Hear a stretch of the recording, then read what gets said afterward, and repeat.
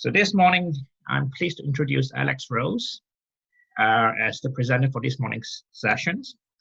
Alex is a photographer, an awesome photographer. She's also a violinist, very inspiring for a violinist.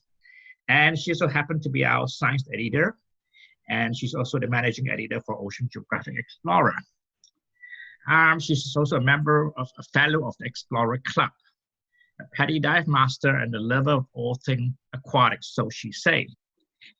She founded Ocean Conservation Company Blue Ring in 2017 in an effort to create a new method of ocean conservation accessible to and inclusive of everyone.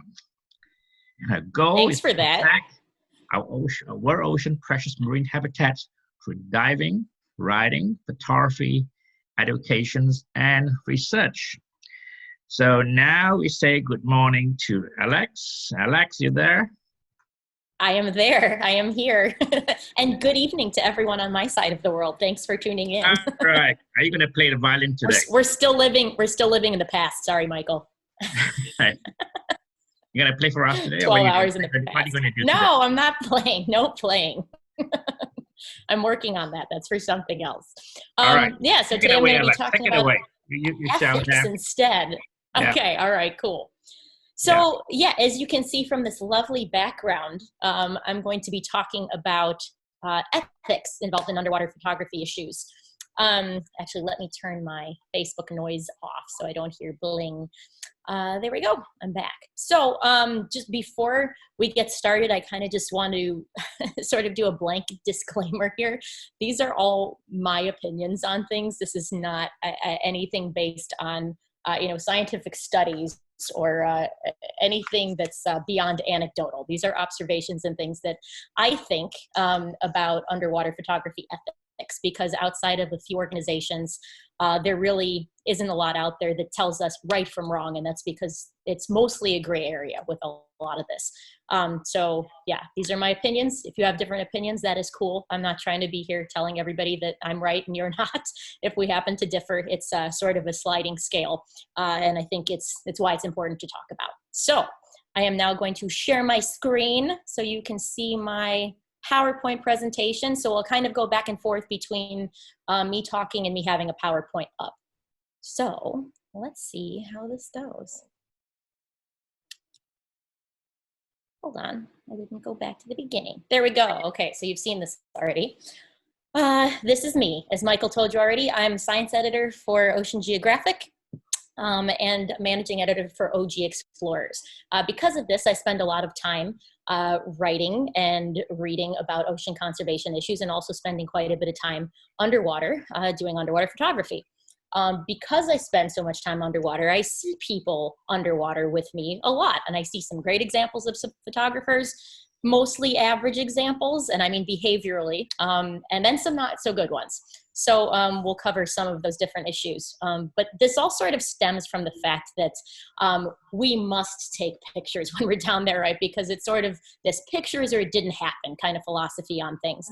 And I made you this lovely meme. Without photos, it simply did not happen. So it's kind of that way though, and it's become more and more difficult to take photos that impress people, that are something that hasn't already been seen before. So it kind of pushes all of us to not only try new things, but possibly push things in a direction that we should not. Again, this is a lot of gray area, so sometimes it's easy to overlook this stuff and be like, oh, it's just one person doing one thing, it's not that big of a deal. But cumulatively, the effects on these animals can be large, I think. So the topics that I'm going to try to cover while we're here in our 20 minutes are defining conservation photography, because it's a little bit different than just your regular wildlife and nature photography. Being mindful of your environment. Talking about the ethics behind big animal photography and then small animal photography, because those are quite different. And just this general concept of respecting our environment, the animals that we're shooting, and the people that are around us diving at the same time. So first, I guess we need to define what we do. So there's a bit of history here. So the first photographic image was actually created in 1826, and the word photography was coined in 1839.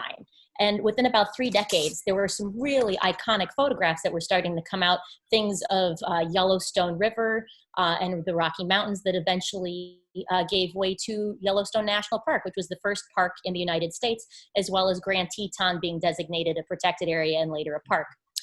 This is in the 1870s. So photographs have had a really positive impact on the world of conservation for a long time, and have sort of fallen into a variety of different categories. So throughout the years, photos of coal mining and mountaintop removal and deforestation, all of these things, coral bleaching, oil pollution, bad things that happen, and the way the animals around us are affected have been photographed. And we use those photographs to tell stories that draw attention to these plights and hopefully make people want to change the way they live their lives and the decisions they make. But honestly, until fairly recently, this all still fell under the category of nature photography. It was sort of this umbrella category. And in about the mid-2000s, conservation photography really started to be recognized as something different than just your average nature photography. And that sort of happened because the International League of Conservation Photographers was founded in 2005. So when ILCP was founded, this kind of promoted conservation photography to be recognized as its own standalone category.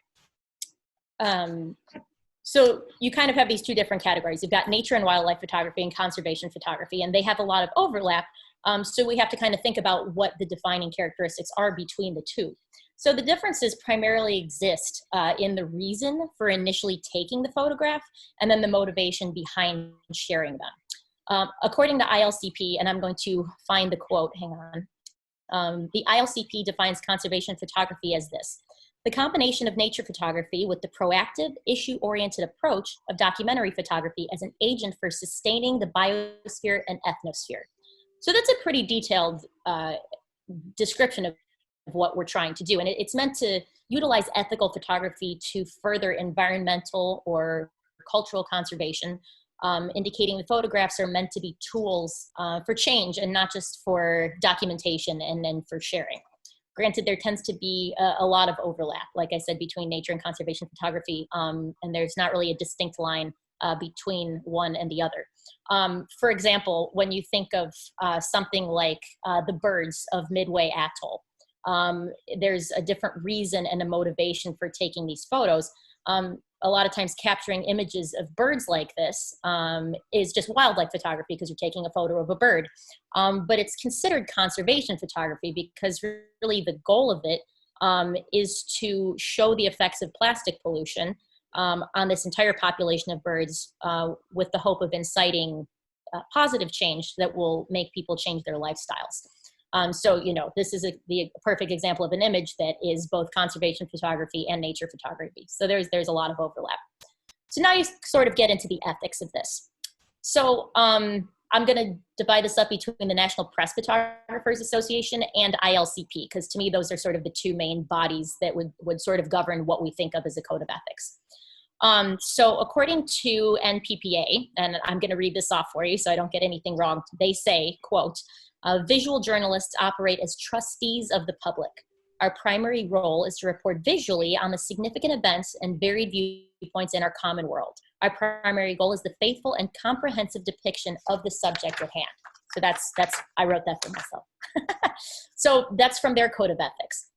Then in the ILCP, they have field practices that are part of their code of ethics. And they sort of have three main points. Their primary point number one, and again, I'm reading this verbatim, so this comes from their website.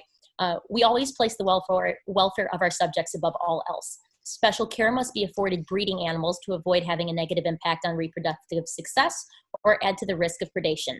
Key to this is the maintenance of safe, informed, and responsible working distances. So that's a really good point. Number two is minimize our impact on the landscape by following the leave no trace ethic that maintains the integrity and character of the places we work. Also a really, really important point. And the last one is be aware of and follow all regulations and customs that might impact our behavior in the field. So ILCP's code really stresses the importance as well of truth in captioning and utilizing limited creative manipulation of images, because they really feel that it's our duty as photographers to report things as factually as possible. You don't want to be misleading at all. And it's an easy thing to do because sometimes it's an aesthetic choice, like, oh, well, it looks prettier like this. Well, that's nice, but if it's not accurate, if it's not correct, if it's not the right way to represent something and tell the story, then we shouldn't do it. Now, all of these points seem pretty straightforward when we talk about them now, but when you actually put them into practice, it's a lot of gray area because every animal situation is a bit different, and the ethical decisions you have to make are not always so cut and dry. This requirement that ethical images are those where animals are not harmed and are not harassed are definitely good, and we try to maintain their natural behavior so nothing is seriously altered and that their habitat is left untouched. Like I said, this all seems straightforward until you actually have to put it into practice. So I'm going to start with this, being mindful of your environment. I have a feeling that everyone who's been diving has dived with someone who sort of looks like this at one point, and it drives you a little bit nuts. Of course, this is a really simple issue of bad buoyancy. Now, I've had conversations with people numerous times who are really excited to finally be divers, and that's awesome. Like, as soon as you get certified, I know the first thing everybody wants to do is share that experience with the world, and people are often wondering, well, how soon is too soon to take your camera underwater? That is such a common question that I answer. And, you know, people sometimes get like a sea life camera on, you know, the celebration of getting their open water dive certification. So you've done 4 open water dives, probably are still awful with your buoyancy, and now you're going to throw a camera into the mix. It's bad timing, and not that it enters your mind as an ethical dilemma, but when you really think of the task loading that's going on when you're a new diver, you really should not be going into the water with a camera system as well. I mean, it's one thing to strap a GoPro to your head and just turn it on and go from there. That's not such a big deal. But if you're trying to manage this whole new set of skills, being in a new environment, being underwater, all of your new gear, and then you throw a camera into the mix, it's really, it winds up being a potentially unethical decision because of what can happen by you doing that. Sometimes that is something as simple as stirring up silt, which is annoying to the people around you, but perhaps you stir up an animal out of that silt, and now it's left to have to find a new place to go because of the way you stirred up its habitat. Also, this can be damaging to the environment because this might not be sand, this might be a coral head. And if you're rolling around all over a coral head because you're trying to take a picture of a crab inside the acropora and you are only on dive number 10, that's a problem. Like, now you're doing damage to the environment, so that is an ethical issue. Hogging photo subjects, this is a thing that lots of people do underwater. And sometimes it's not even when they find the animal. They've just decided that, hey, I have the biggest camera, I'm going to get the best picture, so I'm going to spend 20 minutes with this animal while everyone else burns through their air. That is in no way fair. And we really all need to be more conscious of it. Like I said at the beginning, I've seen a wide variety of examples here. Sometimes people are great about sharing subjects. Most people are okay at it. They're like, I'm going to take my pictures first, and then we're going to move on and let somebody else do it, even though I don't really want to. And then other people are just awful. They do not care if you get pictures. And it's something to avoid because it's really easy to lose track of time underwater, to get super pinpoint focused on getting that image that you want of that subject, and sort of blocking out everybody else. And that's not a good way to do things when we're underwater. Well, at all, but especially when you're underwater, because you're you're showing people what you should be doing. You're an example every time you're underwater taking pictures. So we need to be better examples whenever we can be. So be mindful of your environment. So this is my big animal interaction section is going to primarily focus on sharks because this is the thing that always comes up every time we talk about big animal interactions or just charismatic megafauna in general. So I'm going to use Christina Zanato as a case study here. So Christina Zanato has been diving with Caribbean reef sharks in the Bahamas for the last 25 years. I see posts on her wall all the time that range from, holy cow, this is the coolest thing I've ever seen in my life, to, you're a horrible person, I can't believe you do this with sharks, you're ruining everything. Like, it's just across the board, every single response you could possibly get to the same thing. And this is shark feeding. So Christina goes down there with a feeding tube full of fish and works with the Caribbean reef sharks. There are generally between 10 and 20 sharks around her at any given time, and she manages them impeccably. I've been diving with her multiple times, and I'm always impressed, no matter how many times. I'm like, wow, I don't know how she manages this. So diving tourism, when it comes to feeding, especially feeding sharks, can be a really contentious topic, especially depending on the specific operator and how they do their job. So Christina is very conservation minded. So she goes down there and works with these sharks and feeds them to get them close to her, so that photographers can come in and get these beautiful images of the sharks. Now, this is one of the reasons that conservation photography and just focusing on the beauty of an animal is so important. Because you see a Caribbean reef shark like this, and maybe as a tourist, you've only seen them from the surface and they seem kind of erratic and crazy. And, you've got these preconceived notions of how sharks are. And then you see an image like this where they look peaceful and the water's so calm and blue and they're lit up so you can see that beautiful white belly and all those gorgeous details in their face, and you connect with them on a more personal level. Like, this is a wildlife animal that you can connect with. They've got a story, they've got a history, they've got a personality. Christina can tell you she knows every shark by name, and that's because she can look at very specific details about the sharks and tell you this is Grandma, or this is Snooty. No, she knows every one of them, and that's because she spends so much time with them. That's how dive tourism can be when it comes to feeding sharks. She also does this, where you can see the one shark has a hook in its mouth. She spends a huge amount of time getting these animals to trust her so that she can remove hooks from their mouth. Christina has removed thousands of hooks from sharks. And this is because of recreational fishing.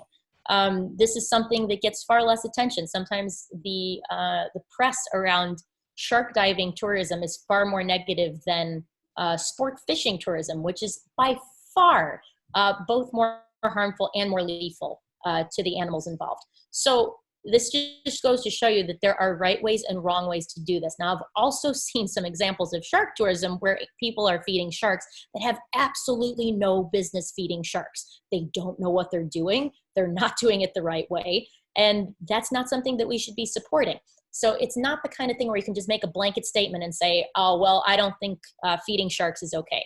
Well, it depends what it's for. It depends what kind of pictures you're trying to get. It depends on the message that you're trying to put out there. So as we talked about earlier, this is very much about why you're taking a picture and what you plan to use it for. To look at another issue around sharks, this was a super famous picture, I think about a year and a half ago. The great white in the picture is Big Blue, and the diver, the free diver, is Ocean Ramsey. And this was taken in Hawaii when the sharks had been feeding off of a whale carcass. So you can see the shark is huge, has just fed on this whale carcass for days. Gigantic, super calm. Now, Ocean Ramsey has spent so much time in the water with these animals. She's a marine biologist. She knows these sharks inside out. And I promise you, she would not be in the water with an animal this size if she didn't feel it was safe. So you've got one person who goes in the water and swims with a shark like this. This image is so beautiful to me. And I love that you can see, I mean, this is an animal that people fear so much. And then it's just calmly swimming in the water with her, which is fantastic. So I love this part of it. And then you got images like this, where she was actively touching the shark.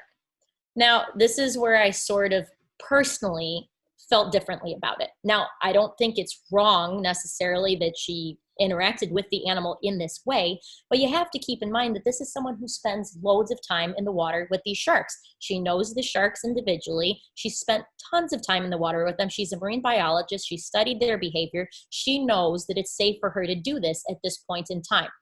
The problem being, when you release images like this, it makes everyone think that they can do this. It makes everyone think that this is an okay way to interact with a shark. And I will tell you, not everyone should be doing this. The vast majority of people in the world should not be interacting with the great white shark in this manner, because they do not have the expertise and the experience that she does being in the water with them. So this turned into a bit of a mess all over Facebook, because people were posting these images with her touching the shark and being like, oh my God, this is horrible. I can't believe anybody would do this. And then other people saying that this is wonderful. I'm so glad that these images are out here. So like I said, it's a spectrum. This is a lot of gray area. Much of it depends on what you feel is right. And depending on what your motivation was for taking the photo and what you're planning on doing with it determines whether or not this qualifies as ethical conservation photography. I'm not going to sit here and tell you whether I think this is good or not ethically. I probably would have stopped at the last photo. I think this is the photo that should have been pushed. Unfortunately, this is the one that wound up being really popular because it gets a lot of likes. It's got a lot of wow factor. So yeah, it just makes you question yourself about why you're doing things. Now let's move on to small animals. So the pygmy seahorse, for anyone who hasn't seen a pygmy seahorse live, they're about this big. They're super, super tiny. They are less than an inch. So you can imagine life is a bit tough for them. So pygmy seahorses live on these big Gorgonian sea fans that generally are below 50 feet of water. Imagine that you're a pair of pygmy seahorses living on the sea fan, and you're the only pair of pygmy seahorses on this dive. And 50 people go on the dive every single day, and they flash in your face all day, every day. Now, this is a tiny animal. I don't know, because we don't have data on things like this, but I cannot imagine that for both the stress level and the vision of an animal that's less than an inch long, this is good for them long term. Like, this is a lot of stress to put on one small animal day after day after day. And you have to think that if they're unhappy in a situation, like maybe they're completely stressed all the time because they're living on the sea fan and divers keep photographing them all day. Perhaps they'll try to leave and find another sea fan. Well, it can be quite difficult to find another home. So you might be potentially tossing this animal out of its home because we all have to have that picture of a pygmy seahorse.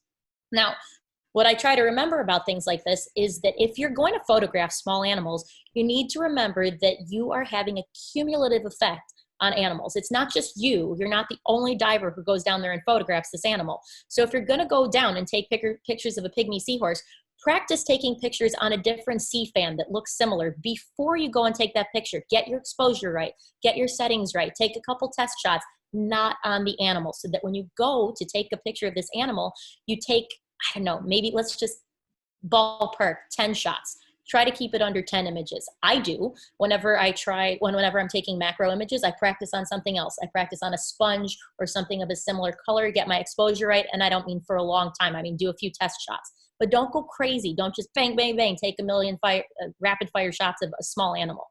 It's not necessary. And it's not going to increase your chances of getting a better photo. If you just test your settings out and get it right, you're going to have a much better result with getting good images while taking less shots and stressing an animal out less. Because when you think of this cumulatively, like I said, if you've got 10 divers in a day taking 100 photos each, that's a lot different than 10 divers in a day taking 10 photos each. That's far different from a stress level. Same thing goes for some of these small animals like this emperor shrimp. They do live commensally on a nudibranch like this. But are they always positioned right between the rhinophores so it looks like a perfect picture? No, of course they aren't. So we go and move them, right? A lot of people have poker sticks, and you probably aren't doing it personally, but maybe your dive guide is, which is honestly better because a dive guide does this a lot more regularly. So they're much more used to gently coaxing animals into positions that they should be in.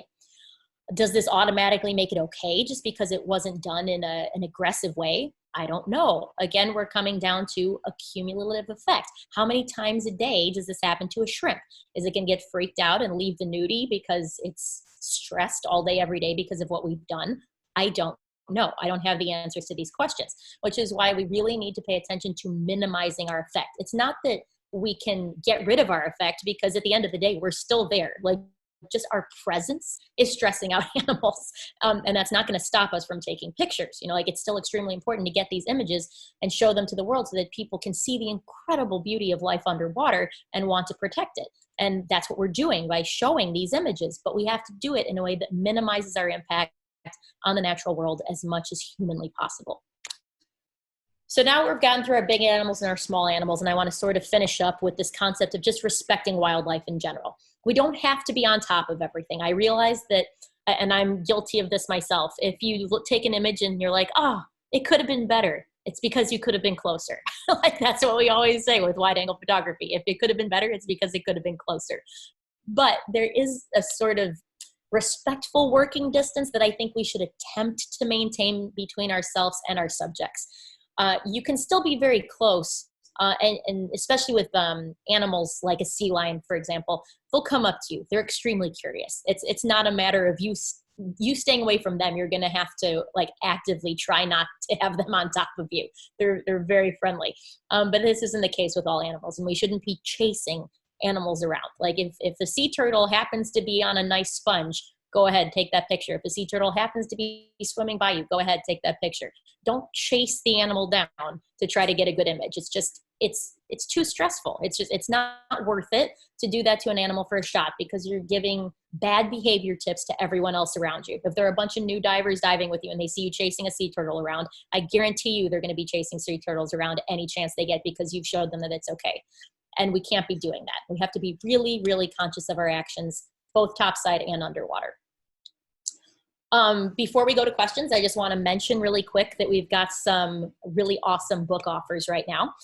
So we've got the Essential Digital Underwater Photography Masterclass that we're selling for $25. We've got the Advanced Guide to Digital Underwater Photography for $22, and these are all reduced prices right now, so it's a great time to pick them up. And then we've got the original version, I believe, of Essential Guide. So yeah, we have Essential Guide and Advanced Digital Guide, both of those. One's 22, one's 20. And then we've got the really nice Coral Reef Fishes and Invertebrates Guide, which I have. I love this one, especially for Indo-Pacific. It's great. That one's 35. And then Michael found a stockpile of old books, which is very exciting. It's all of the staghorn coral species. So for us coral nerds out there, it's a great book that's available for $22, and you can order and we'll ship it to you for free. Just send us an email at oceangeographic.org and let us know what you want, and we can get books to you. Other than that, I think I'm done with the PowerPoint portion. So if anyone's got questions for me, I guess now would be the time to throw them at me. Oh, Alex, that's a good one. But I must say is that actually, yes, ethics in photography is a very fine line drawn. Sure, and it is. You can go over very easily. And yeah, in my opinion is, if you're unsure, don't do it. And what is acceptable even 10 years ago or 5 years ago may not be acceptable now. And because we know the animals better, we know they're stressed out by shooting 100 frames. So the idea if you are shooting is to wait for the moment, and then you get it off with 3 to 5 frames, then 50 frames. Exactly. And some animals, like we noticed that in the past few months of shooting, especially animals like blanket octopus, for example, you get your best shot within the first 2 frames or first 2 to 3 frames. If you keep on pushing it, your picture's not going to get better. The animal is stressed out, and the minute the animal leave you and go somewhere else, you know the animal do not want to be photographed. It's done. And that is an indication to tell you stay away. If you have to chase an animal, don't do it. It's very, very simple. Yeah, exactly. Yep. So, I think I know it's tempting, especially when people are first starting, like you really want to get the photo. Like I get it, but just don't, just resist, don't do it. So, everyone watching, I know we've been dropping up about 4 times now on Facebook. We couldn't fix it, but what we're going to do is to post this entire presentations as a whole later on today. But in the next few days, we are keen to watch the entire presentations uninterrupted. Is go into the Zoom webinar page and go in there. I think there's a question here for you, Alex. We've got 3 on okay, here. Why don't you take it up from where you are? Okay, cool. So I'm going to start from the top, I guess. We have 3 so far. So how to read the behavior of unpredictable megafauna like sharks, whales, orcas, seals, sea lions that could become aggressive or too inquisitive to the photographer. So this is mainly just about reading behavior of animals and knowing when to quit. Most of the time it's just when they leave. Animals, well, sea lions in particular, just because I've spent so much time with them, you don't often see them become too aggressive, especially not with the young ones. Like they're very curious and they'll chew on you a lot and they will try to pull your fins off and stuff.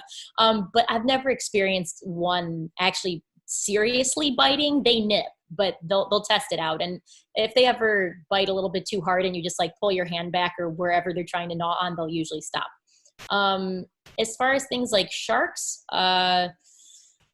from my experience anyway, they start to move extremely quickly if they're becoming aggressive, very jerky mechanical movements.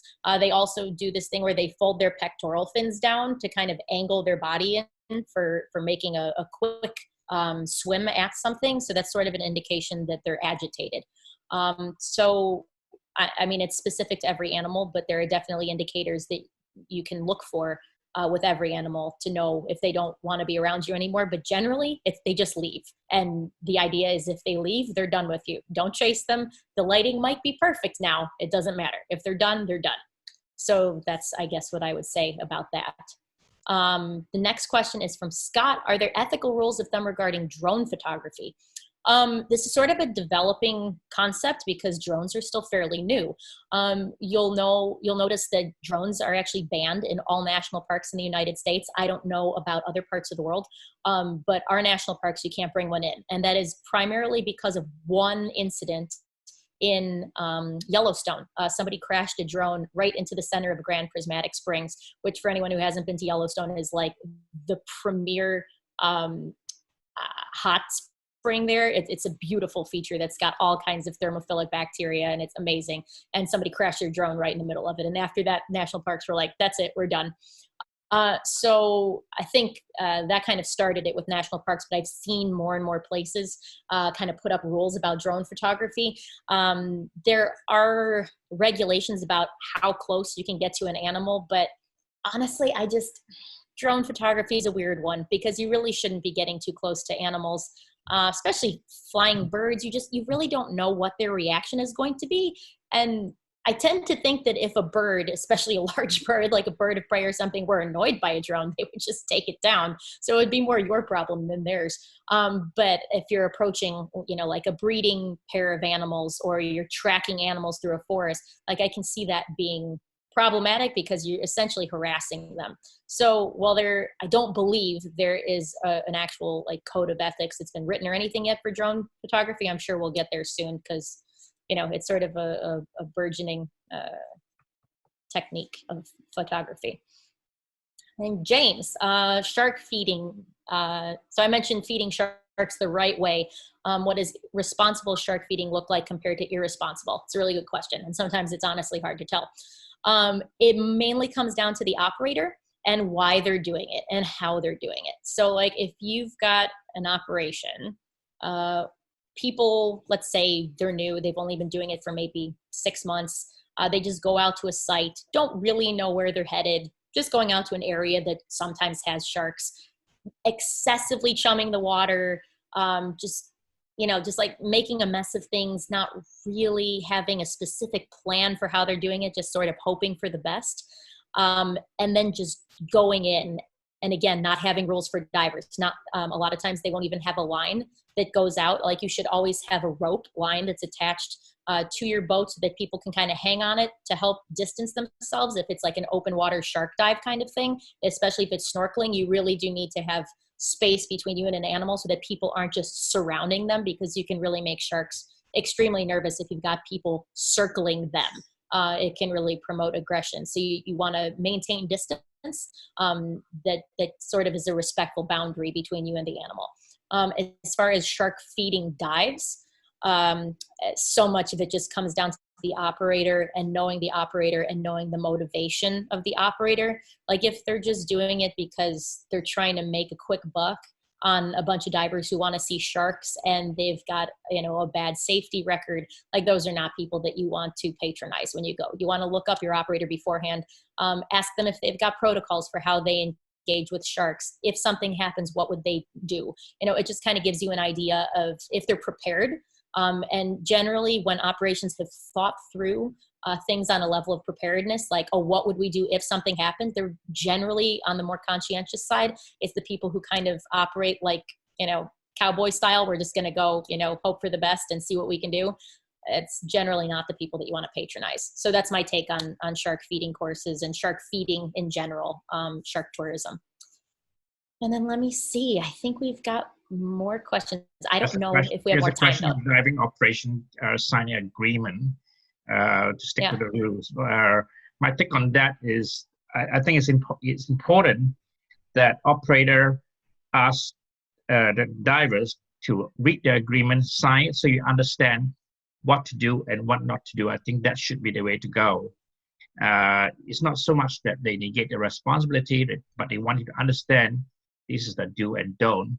before they put you in the water with sharks. I think that's important. Mm-hmm. Definitely. And then the second half of that question is also interesting. If you want to show the impact of change of environment, can you simulate that? For example, flipping an anemone to get photos of clownfish trying to get back into it, for instance.